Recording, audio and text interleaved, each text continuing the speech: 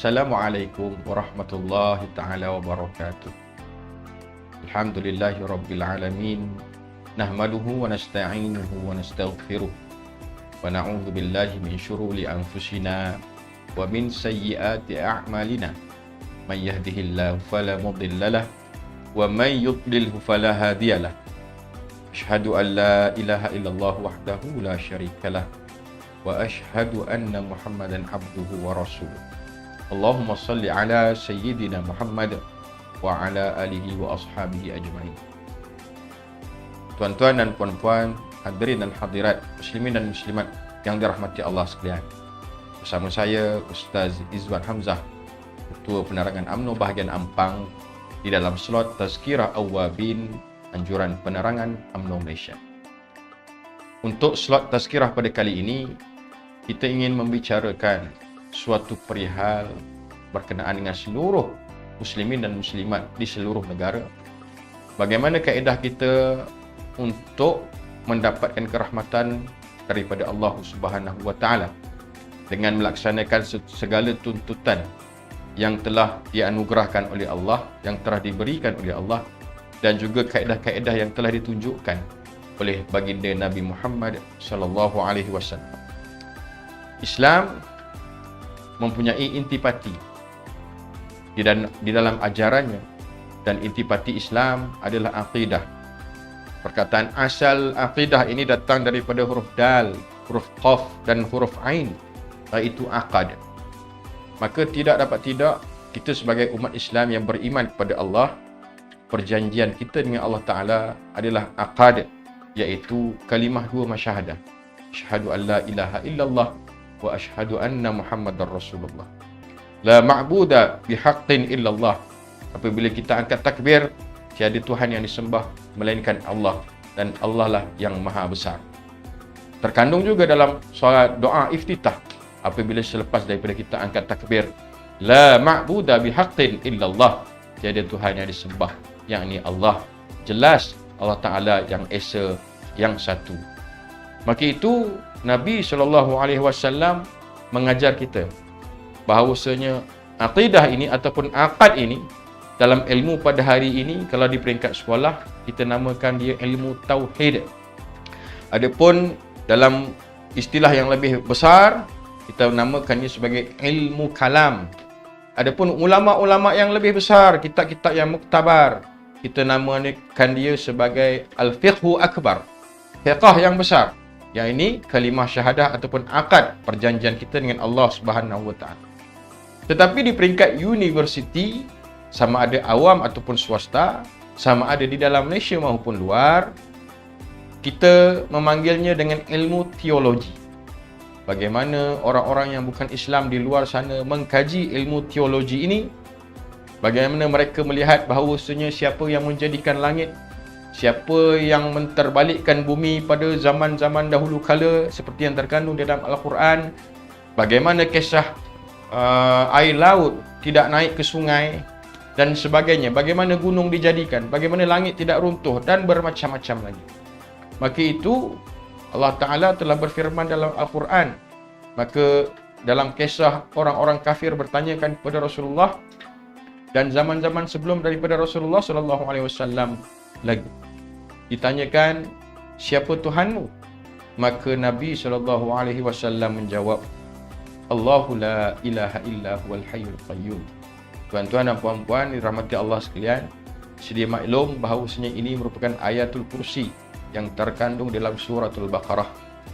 Orang kafir bertanya kepada Rasulullah, siapa Tuhanmu? Allahu la ilaha illa huwal hayyul qayyum. Tuhanku adalah Allah, yakni al-hayyum maha hidup, al-qayyum maha pengatur.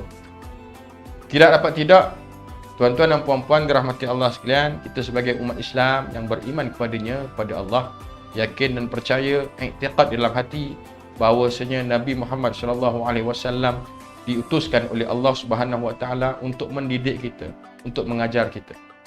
Dan semuanya bermula daripada satu tempat yang dinamakan masajid. Di situlah permulaan Islam berkembang dan terus berkembang. Pada waktu itu, pada zaman Yathrib ataupun dinamakan Madinah. Dalam konteks negara Malaysia, kita namakan dia sebagai ma'bad, tempat ibadah. Perkataan asalnya datang daripada abidah, iaitu ibadah. Adapun masjid, kita tidak namakan dia ma'bad ataupun tempat ibadah ataupun rumah ibadah, kerana masjid perkataan asalnya datang daripada sajadah, artinya sujud. Ma'bad ataupun tempat ibadah, kita boleh kategorikan dia sebagai, contohnya gereja bagi beragama Kristian, tokong bagi beragama Cina dan Buddha, kuil bagi orang India dan sebagainya. Tetapi adapun masjid, perkataan asalnya lagi sekali saya tekankan, sajadah, artinya sujud. Maknanya tuan-tuan dan puan-puan, kita sentiasa meletakkan diri kita di tempat yang paling rendah apabila kita berada di dalam masjid, iaitu tempat sujud kita kepada Allah Subhanahu Wa Taala. Bayangkan kepala kita, bayangkan lutut kita, bayangkan kedua tapak tangan kita berada sama level, sama paras dengan kaki kita, sujud kepada Allah Subhanahu Wa Taala. Walhal di dalam solat kita banyak berdiri berbanding dengan sujud ataupun rukun-rukun yang lain. Namun sujud merupakan perbuatan yang paling mulia di dalam solat di sisi Allah Subhanahu Wa Taala. Tuan-tuan dan puan-puan dirahmati Allah sekalian, kenapa dipanggil masjid? Kerana perbuatan, kerana tindakan, kerana ucapan, kerana perilaku, kerana lintasan hati dan juga fikiran kita, segalanya perilaku itu adalah orang yang sujud kepada Allah. Bermula daripada masuk ke dalam masjid, kita sudah membaca doa. Kemudian apatah lagi kita sembahyang sunat, sama ada sunat ataupun yang fardu, kita membuatnya segalanya di atas perilaku orang yang sujud kepada Allah Subhanahu Wa Taala. Maka itu saya menyeru pada tuan-tuan dan puan-puan di luar sana, apabila kita masuk ke dalam masjid, janganlah kita bersifat sombong, kerana Nabi melarang kita bersifat sombong apabila berada di dalam masjid. Tuan-tuan dan puan-puan yang dirahmati Allah sekalian, kepala merupakan anggota yang kita katakan mulia pada tubuh anggota kita. Tetapi dalam kehidupan seharian, hanya 2, mungkin lebih 3 atau 4 sahaja orang yang boleh memegang kepala kita. Bagi seorang datuk, hanya cucu yang boleh memegang, bermain dengan kepala atuknya. Ataupun keseluruhan kita yang boleh memegang kepala kita, tak dapat tidak, tukang gunting rambut contohnya. Maka itu, apabila kita masuk ke dalam masjid, rendahkanlah diri kita, buanglah sifat sombong, kerana tempat pijak kita itulah merupakan tempat kita meletakkan dahi kita, kita sujud kepada Allah Subhanahu Wa Taala. Aqrabu ma yakulul abdul min rabbih, seorang hamba yang dekat dengan Tuhannya, wa huwa sajid, ketika dia sujud kepada Allah Subhanahu Wa Taala. Nabi SAW tak pernah kata apabila gantung di pintu Kaabah, tak pernah berkata apabila berada di Hajar Aswad, tidak pernah berkata apabila berada di Padang Arafah. Tapi Nabi kata, seorang hamba yang dekat dengan Tuhannya ketika dia dalam keadaan sujud. Maka itu, sedar atau tidak, bahawasanya kerendahan hati kita ini bertemu dengan Allah dalam keadaan kita bersujud dalam solat, apa-apa solat sekalipun. Tetapi malangnya, kita berada dalam keadaan sujud sendirian tidak cukup. Tidak rasa gembira ataupun tidak rasa sempurna kalau kita sujud menghadap Allah Subhanahu Wa Taala dalam keadaan sendirian. Sewaktu Nabi SAW berhijrah sampai di Quba pada hari Isnin, kemudian membina masjid sehingga hari Jumaat, kemudian Jumaat pagi bertolak ke Madinah ataupun Yathrib, kemudian singgah di satu perkampungan namanya Bani Salim kalau tak silap saya. Kemudian Nabi solat Jumaat, kemudian membina sebuah masjid yang bernama Masjid Al-Jumaah. Kemudian sampai di Madinah membina Masjid Nabawi. Dalam perjalanan Nabi SAW, Nabi sendiri membangunkan 3 buah masjid. Bayangkan tuan-tuan dan puan-puan dirahmati Allah sekalian, dalam keadaan Nabi SAW bermusafir, Nabi sempat membangunkan 3 buah masjid. Kita di kawasan kita, saya yakin dan percaya, kerajaan kita daripada dulu sampai sekarang sudah melaksanakan tanggungjawabnya dengan membina masjid, maka tanggungjawab kita bersama untuk mengimarahkan masjid dengan menghadirkan diri ke masjid-masjid yang berdekatan. Tuan-tuan dan puan-puan yang dirahmati Allah sekalian, apakah keutamaan untuk kita solat berjemaah? Nabi SAW pernah bersabda, "Salatul jama'ati, solat berjamaah, tafdalu salatul fazi, lebih afdal daripada solat sendirian. Fi sab'i wal 'ishrina darajat, 27 darajat." Hadis ini merupakan hadis untuk kita bermotivasi supaya kita beramal, sentiasa melaksanakan perjalanan kita ke tempat rumah ibadah ataupun yang dinamakan masjid. Allahu Akbar, Allahu Akbar, Allahu Akbar. Tuan-tuan dan puan-puan dirahmati Allah sekalian, persediaan kita nak masuk dalam fasa bulan Ramadan, dekatkan diri kita dengan masjid. Ini adalah satu pergerakan, satu perjalanan kita untuk persediaan menghadapi Ramadan yang bakal tiba tak lama lagi. Ada satu kisah sahabat baginda sallallahu alaihi wasallam yang bernama Abdullah bin Ummi Maktub.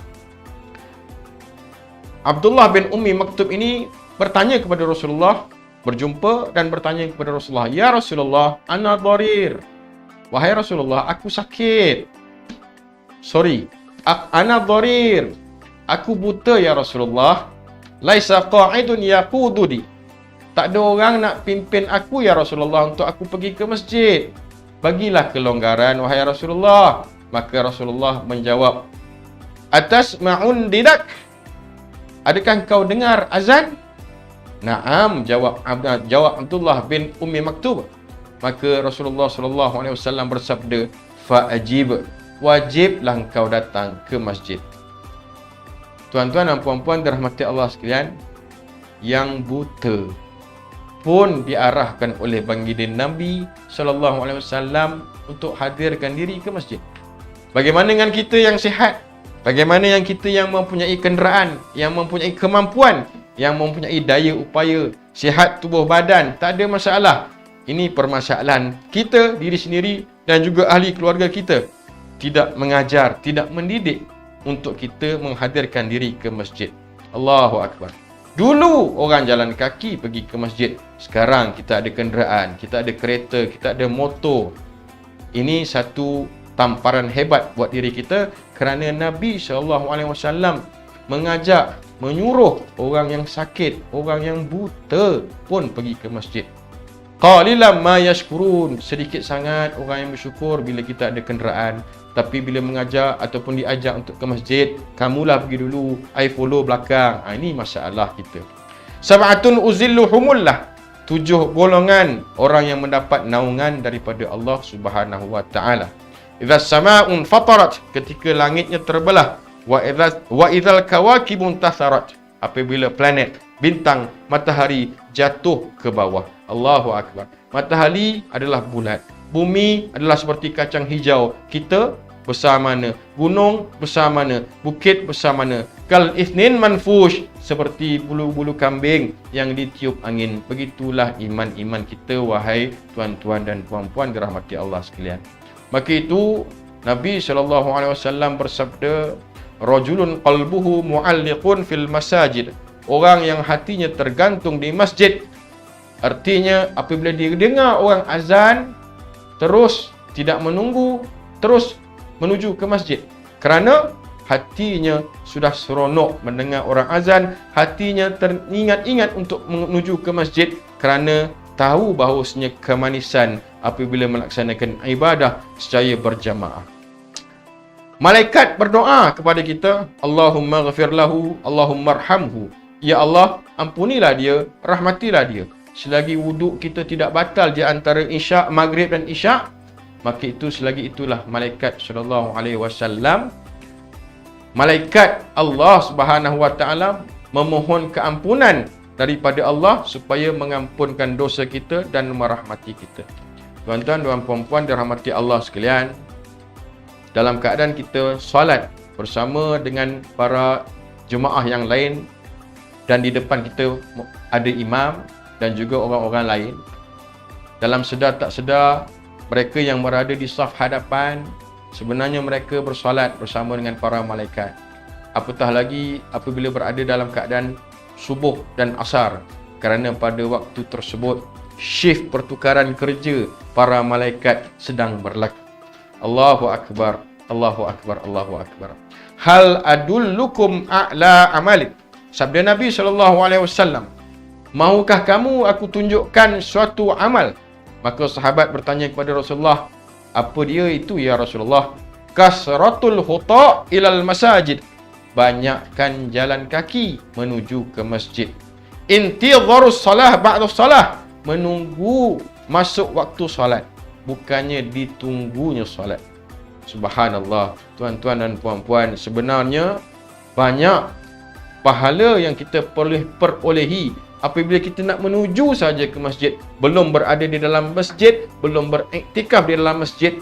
Maka dalam keadaan hiruk pikuk suasana pilihan raya negeri Johor ini, saya menyeru kepada tuan-tuan dan puan-puan dirahmati Allah sekalian di seluruh negara, apatah lagi di negeri Johor ini, dalam keadaan kelam kabut, dalam keadaan sibuk dan sebagainya, jangan kita abaikan untuk kita menuju ke masjid, kerana setiap perjalanan kita menuju ke masjid, sama ada kita menaiki kenderaan ataupun kita berjalan kaki, semuanya akan dihisab, akan dihitung oleh Allah Subhanahu Wa Taala, dan mudah-mudahan setiap amalan tersebut tercatat sebagai amal soleh insya-Allah.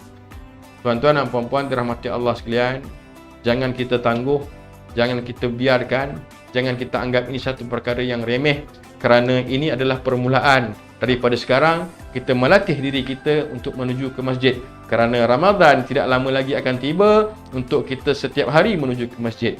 Biasakan diri untuk kita menuju ke rumah Allah. Biasakan diri untuk kita solat sunat tahiyatul masjid. Biasakan diri untuk kita solat sunat rawatib. Biasakan diri untuk kita menuju ke masjid bersama keluarga. InsyaAllah mudah-mudahan ringan bagi kita berada dalam bulan Ramadan nanti untuk menuju setiap hari ke masjid insyaAllah.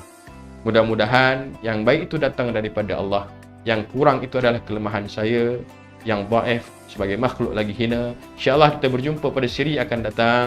Aqulu qawli hadha wa astaghfirullahal azim. Assalamualaikum warahmatullahi taala wabarakatuh.